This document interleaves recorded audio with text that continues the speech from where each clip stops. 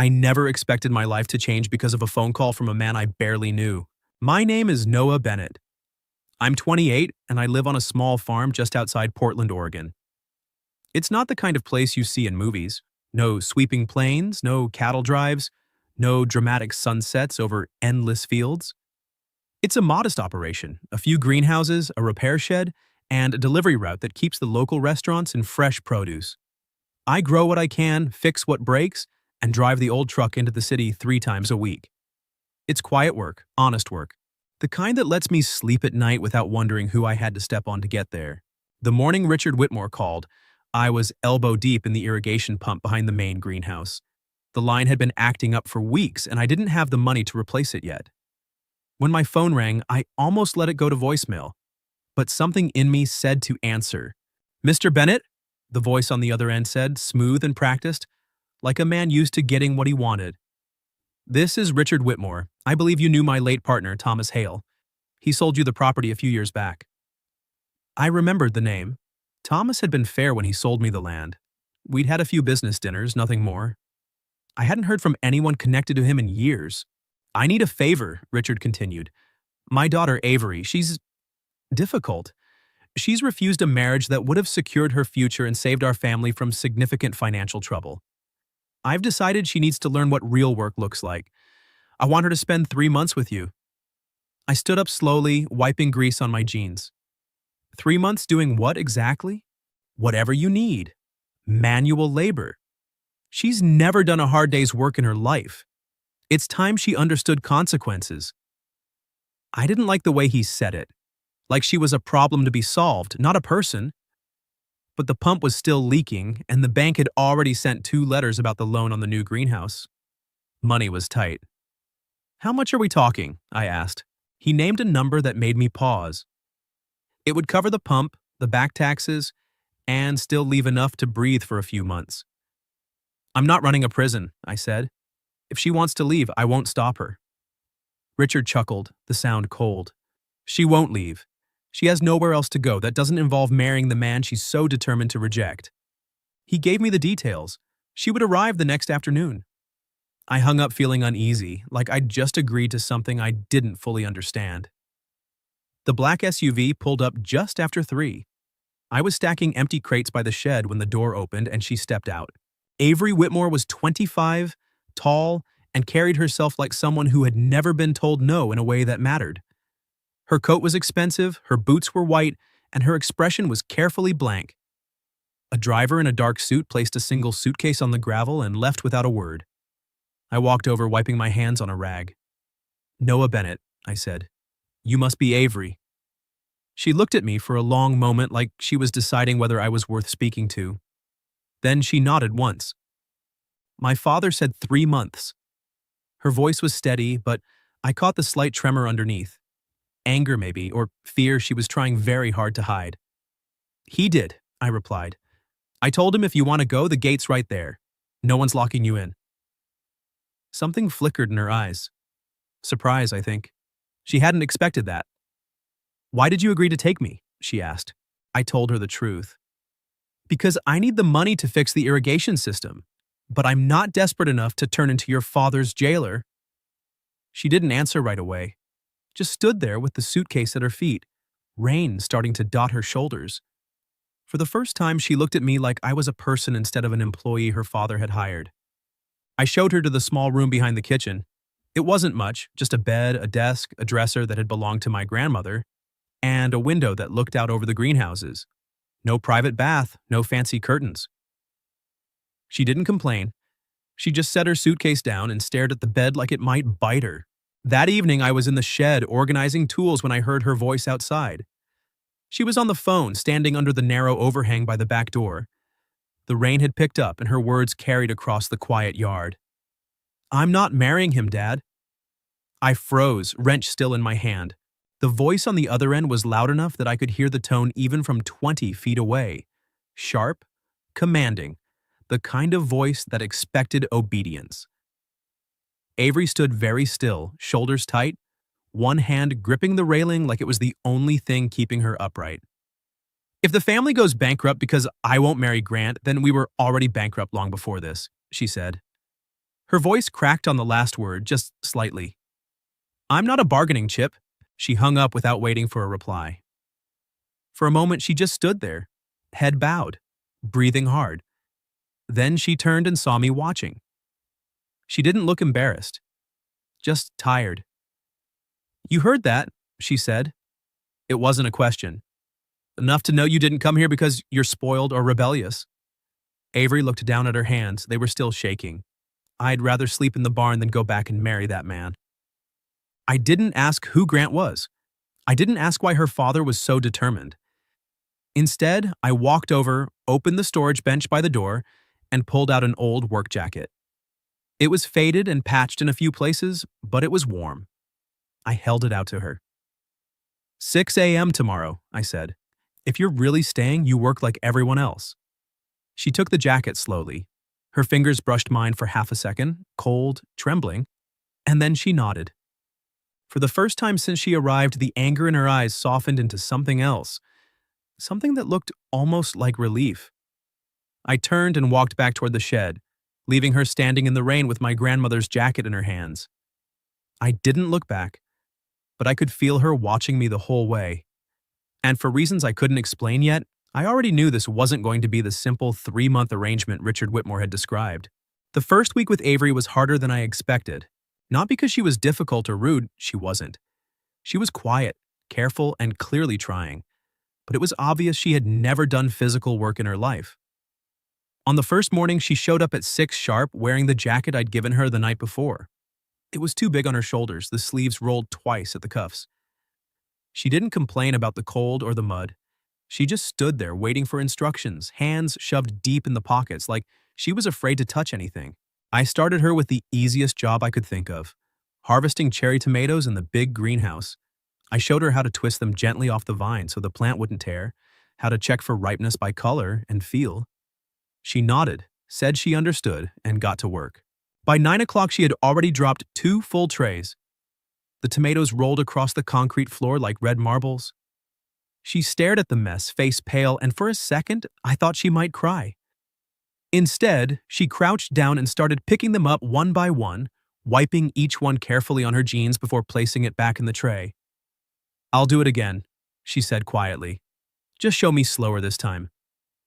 I did, and she watched like her life depended on it. By the end of that first day, her hands were covered in small cuts from the raspberry canes, her white sneakers were caked in dirt, and she moved like every muscle in her body was screaming. She didn't ask to stop early. When I told her she could rest, she shook her head and went back to the greenhouse to finish stacking the empty trays.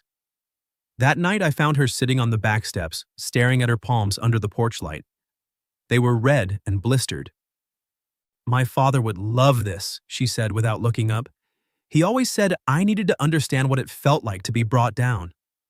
I sat down a few feet away drinking water from a plastic bottle. Work doesn't bring people down, I answered. The way people use work to humiliate others does. She turned her head and looked at me for a long time. It was the first time I saw something other than anger or exhaustion in her eyes. Maybe curiosity. Maybe the beginning of trust. The days after that, something shifted. She still struggled, but she stopped fighting the work. She started asking questions, real ones. How often did I check the soil pH? Which restaurants paid on time and which ones tried to haggle? Why did I grow certain varieties instead of others? She took notes on her phone like she was studying for an exam. Every evening, she sat at the kitchen table with her laptop open, reorganizing the order spreadsheet I had been managing by hand for years. One afternoon, a chef from a new restaurant in Portland called, furious because his arugula order was short. I was under the truck fixing the exhaust and couldn't get to the phone fast enough. Avery answered it. I heard her voice through the open window, calm, professional, apologetic without groveling. She checked the inventory, found the mistake in my handwriting, added the missing cases herself, and asked if I could drive her into the city to deliver them personally. On the way back, she sat in the passenger seat with dirt on her cheek and her hair tied back in a messy knot. She looked out the window at the passing fields and said, almost to herself, I thought I was only good at things that didn't matter. Parties, emails, smiling at investors. I kept my eyes on the road. Knowing how to talk to difficult people isn't useless. Around here, I need that skill more than I need someone who can plant straight rows. She laughed then, a small surprise sound I hadn't heard from her before. It was the first time she sounded like a real person instead of someone performing a role. By the end of the second week, she was doing things I had never asked her to do. She redesigned the simple website I used for wholesale orders, made it actually look professional. She took better photos of the produce with her phone, and wrote short descriptions that made the vegetables sound like something worth paying extra for. When I asked why, she just shrugged and said, "Because if we're going to do this, we might as well do it right." I didn't correct her when she said, "we." Then Grant Caldwell showed up. It was a Thursday evening, already getting dark. I was loading crates into the back of the truck when a sleek black car I didn't recognize pulled into the yard. The man who stepped out looked like he belonged in a boardroom, not a farm. Expensive coat, polished shoes, the kind of watch that cost more than my entire irrigation system. He scanned the property like it offended him. Avery came out of the greenhouse still wearing gloves and the faded work jacket. Her hair was messy, her face flushed from the heat inside. She stopped when she saw him. "Grant," she said. Her voice was flat. "You shouldn't be here." He smiled, but it didn't reach his eyes. "Your father wants you home, Avery. He's been patient long enough." I set the crate down slowly and stayed where I was. I wanted to see how she would handle this. Part of me already knew I wouldn't like the answer. Grant looked her up and down, taking in the dirt on her clothes, the calluses starting to form on her hands. "Is this your idea of proving something? That you can pretend to be poor for a few months?" Avery pulled off her gloves. Her hands were shaking, but her voice stayed steady. "You need to leave." He took a step closer. "Your father and I have an agreement. You're being dramatic. Come home and we'll forget this little rebellion ever happened." That was when I moved. I didn't raise my voice. I just walked over and stopped a few feet away, close enough that Grant had to acknowledge me. "She told you to leave," I said. He turned, finally noticing I existed. "And who the hell are you?" "The man who owns the ground you're standing on." Grant laughed once, short and ugly. Then he looked back at Avery. "You can play at being independent for another few weeks if it makes you feel better, but we both know how this ends. People like you don't survive without the family name holding you up." He got back in his car and drove away. Avery stayed in the middle of the yard for a long time after the taillights disappeared. I didn't go to her, I just waited. That night, she sat at the kitchen table with a mug of tea that had gone cold. She hadn't touched it. "Maybe he's right," she said quietly. "I don't know where I'd go if I didn't go back." I leaned against the counter, arms crossed. "You're here." 3 months, she reminded me. 3 months is your father's deadline, I said. "Not yours." She looked up at me then, really looked, like she was seeing something she hadn't noticed before. The kitchen was quiet except for the hum of the old refrigerator. Outside, rain started tapping against the windows. For the first time since she arrived, Avery didn't argue. She just sat there, holding my gaze, and I saw something shift behind her eyes, something that looked dangerously close to hope. I turned away before I said anything else I couldn't take back. But I already knew the truth. This wasn't going to stay simple. Not anymore. The end of the second month looked nothing like the beginning. Avery had changed in ways that had nothing to do with clothes or makeup. Her hands were no longer soft. Small cuts and calluses marked her palms. Her hair was usually pulled back in a quick knot, and there was almost always a smudge of dirt somewhere on her face or arms. The expensive coat she arrived in had been replaced by one of my old flannel shirts she'd claimed without asking. She looked real. Not like the polished version of herself that had stepped out of that black SUV, but like someone who had finally stopped performing. I noticed it most in the small moments. Every morning I made coffee and she sat at the kitchen table checking orders on her laptop, feet tucked under her like she belonged there.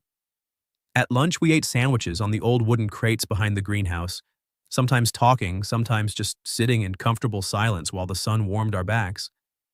In the evenings, she worked on the website while I fixed whatever machine had decided to break that day. She would occasionally glance up, catch me watching her, and smile.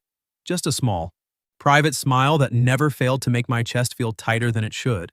One night, it rained hard enough to knock out power to the greenhouse. I was halfway through checking the breaker box when I heard the back door open. Avery stepped out holding the big flashlight from the kitchen drawer, already wearing the work jacket. Go back inside, I told her. It's freezing out here. She shook her head. You keep telling me to learn, so let me learn. I didn't argue. We stood under the narrow roof overhang while I worked on the old wiring. She held the flashlight steady with both hands, the beam never wavering even when her arms started to shake from the cold. Rain soaked through my shirt and ran down my neck, but she didn't complain once. When the lights finally flickered back on inside the greenhouse, she let out a small breath of relief, like we had just accomplished something important. Afterward, we stood on the back porch watching the rain fall across the dark yard. The air smelled like wet earth and pine. Avery was quiet for a long time before she spoke. I used to think if I ever left my family, I wouldn't be anyone anymore. I looked over at her. Her profile was soft in the dim light from the kitchen window. And now? I asked. She was silent for several seconds.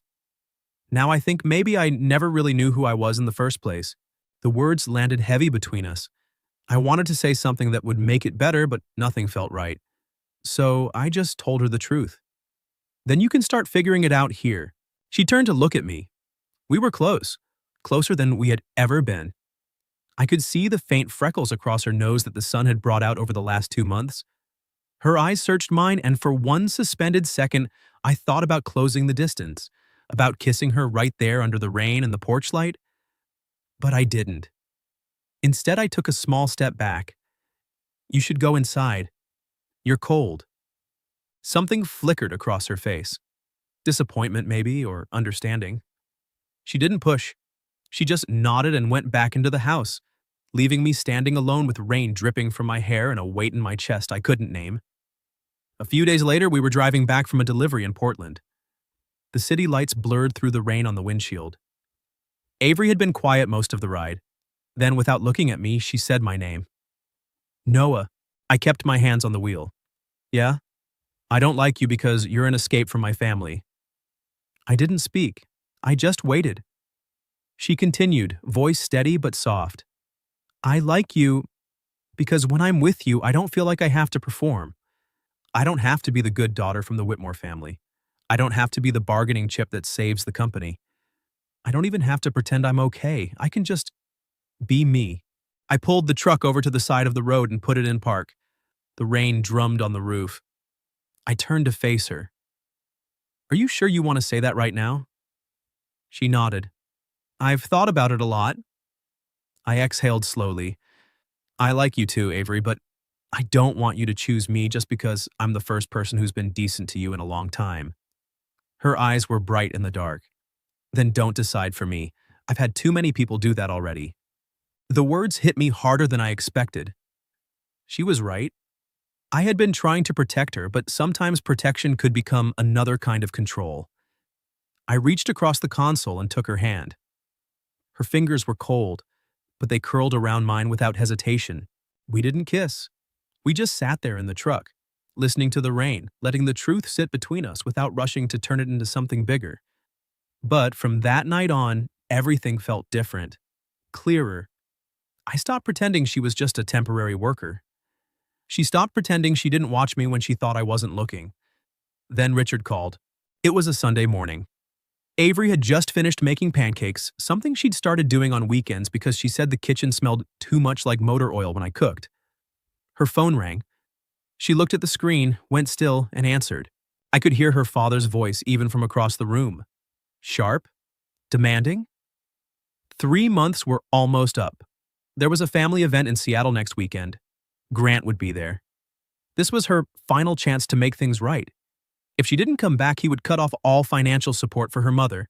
The company would be handed over to creditors. Everything would collapse. Avery set the phone down on the counter after he hung up. Her face had gone pale. He's using my mother to force me, she said quietly. I didn't ask what she was going to do, I just waited. She looked at me for a long moment.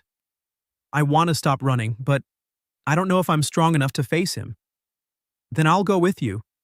She shook her head immediately.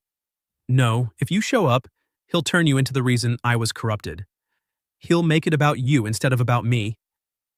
I hated the idea of her walking into that room alone. but I respected her too much to argue. The next morning, she packed a small bag.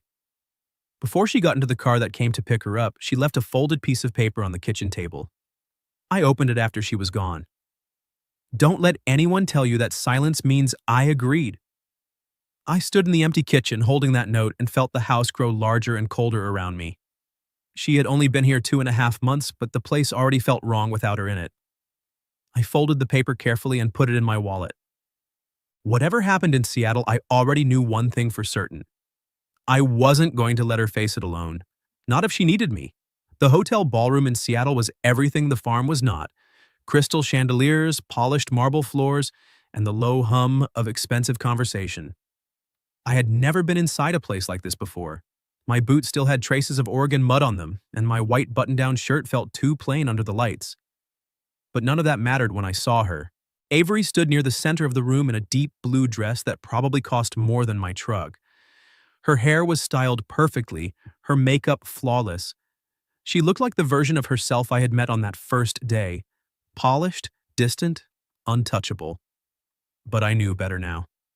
I could see the tension in her shoulders, the way her fingers kept brushing the side of her dress like she was checking for something solid to hold on to.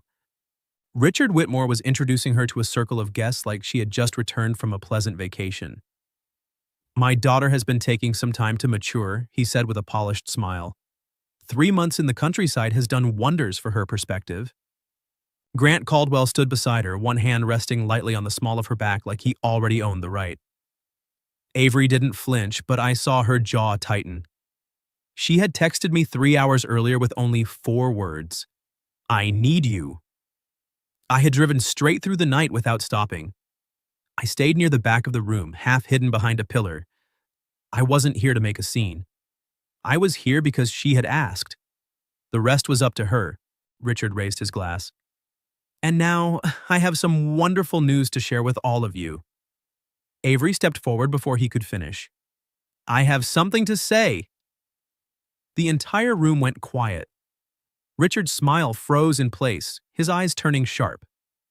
Avery looked out over the crowd, then directly at her father. I will not be marrying Grant Caldwell. A ripple of murmurs moved through the guests. Grant's hand dropped from her back. Richard's face darkened. Avery, he said, voice low and dangerous, this is not the time. This is exactly the time, she replied, loud enough for several people nearby to hear clearly. I'm tired of pretending this is a choice. It never was. Grant stepped closer, his expression carefully controlled but his eyes furious. You're emotional. We can talk about this privately. Avery turned to him. I've talked privately with you more times than I can count. Every time I told you no, you and my father decided I would change my mind if you just waited long enough. I'm done waiting.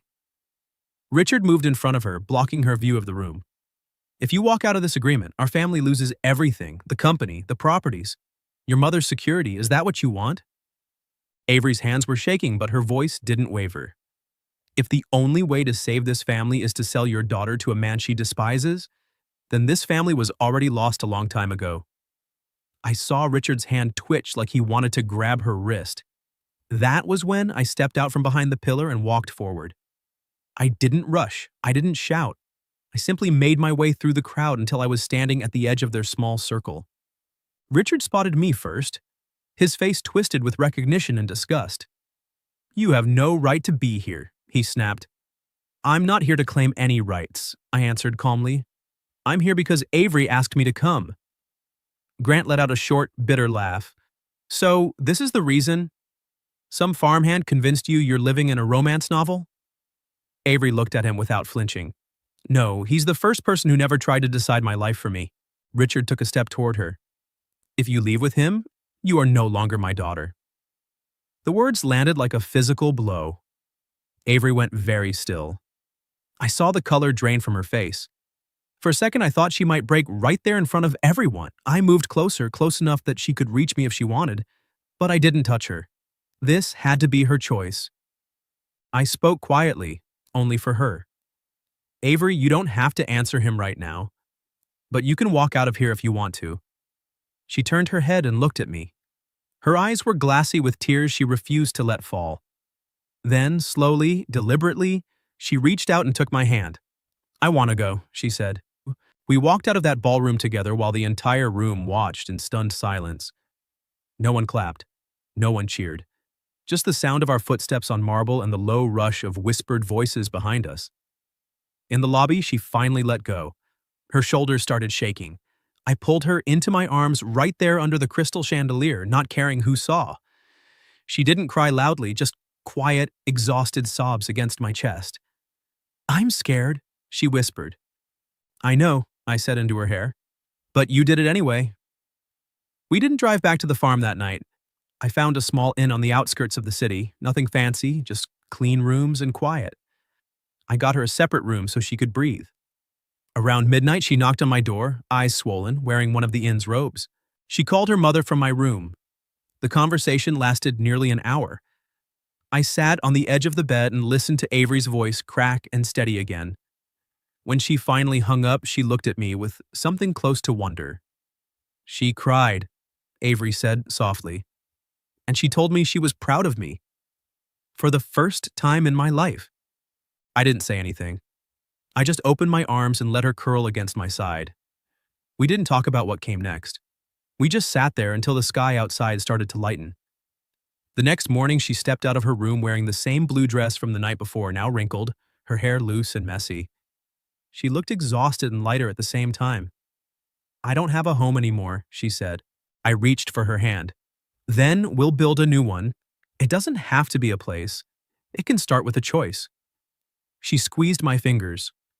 For the first time since I had known her, Avery Whitmore looked like someone who finally believed she was allowed to choose, and I already knew I would follow her anywhere she decided to go. Avery came back to the farm on a Tuesday morning in the late autumn. The same black car that had dropped her off 3 months earlier pulled into the yard again, but this time she stepped out before the driver could open her door. She was wearing the faded flannel shirt she had stolen from my closet weeks ago, her hair loose and wind-tangled from the drive. She carried only one small bag. When she looked up and saw me standing by the greenhouse, she smiled. Not the careful, guarded smile she had worn on the first day, but something real and tired and relieved. She wasn't returning as a punishment anymore. She was choosing to come home. Richard had followed through on his threats. The money stopped. Grant Caldwell quietly withdrew from the deal once the story of Avery's public refusal hit the Seattle papers. The Whitmore family's financial troubles became public knowledge within days. But instead of breaking, Avery threw herself into the farm with a focus I had never seen before. She rebuilt the wholesale ordering system from scratch, contacted every restaurant we had ever worked with, and started offering weekend tours of the greenhouses for city families who wanted their kids to see where food actually came from. She even began teaching small classes on growing vegetables in winter. Within 6 months, the farm's revenue had doubled. I was finally able to replace the old irrigation system without touching a single dollar of Richard Whitmore's money. She refused to let me support her. "I'm not here to be taken care of," she told me one night while we were cleaning the packing shed. "I want my own pay, my own projects, my own name on the things I build." I didn't argue. I just nodded and handed her the ledger so she could start tracking her own hours. Our relationship grew the same way the farm did, slowly, steadily, without fanfare. Some nights, she still got quiet after reading articles about her family's downfall. Sometimes she wondered out loud if she had been selfish. I never tried to fix those moments. I just sat beside her on the old couch, our shoulders touching, and waited until she found her own way back to steady ground. A year after she returned, her mother came to visit. Eleanor Whitmore arrived on a warm spring afternoon wearing a simple sundress and carrying a small bouquet of wildflowers she had picked along the driveway. She stood at the edge of the greenhouse for a long time, watching Avery explain crop rotation to a group of schoolchildren. When Avery finally noticed her, Eleanor's eyes filled with tears. "I've never seen you look more alive," she said later, when the two of them were sitting on the back porch with glasses of lemonade. "Your father always said this place would break you. He was wrong." Avery reached across the table and took her mother's hand.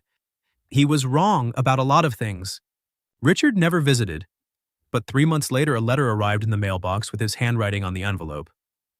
Avery read it once, folded it carefully, and placed it in the drawer beside the bed. She didn't throw it away. She just wasn't ready to answer yet. The day I asked her to marry me, the leaves in the greenhouse had already started turning gold. It was late afternoon. The light slanted through the glass roof in long, warm stripes. Avery was sitting at the old wooden table where she had first redesigned our website, surrounded by seed catalogs and half-finished order forms. I walked over, wiped my hands on my jeans, and set a small wooden box in front of her. She looked up, curious. "I'm not asking because you need a place to stay," I said. "I'm asking because you finally chose your own life, and I want to be part of whatever comes next." Avery opened the box. Inside was a simple silver ring I had bought from a jeweler in Portland the week before. Nothing flashy, just something that would look right on hands that knew how to work. She stared at it for a long moment, then looked up at me with eyes that were already shining. "You're sure?" she asked softly. "I come with a lot of complications." "I know," I answered, "but you also come with light, and I'm choosing both." She laughed through the tears and said yes. We got married on the farm the following October. No ballroom, no crystal chandeliers, just the greenhouse strung with simple lights, rows of late tomatoes still hanging on the vines, and the people who had actually stood by her, her mother, a few loyal restaurant owners, the handful of workers who had become family over the past year. Avery wore a simple white dress and carried a bouquet of wildflowers picked from the edge of the property. When she walked toward me between the long tables of vegetables, I thought about the girl who had arrived in a black SUV with cold eyes and a suitcase full of armor. I thought about the night she told me she would rather sleep in the barn than marry Grant. I thought about the moment she took my hand in that Seattle ballroom and chose to walk away from everything she had ever known. And I realized something important. Richard Whitmore had sent his daughter here to learn how to bow her head. But this farm had never taught Avery to bow. It had given her a place to stand tall,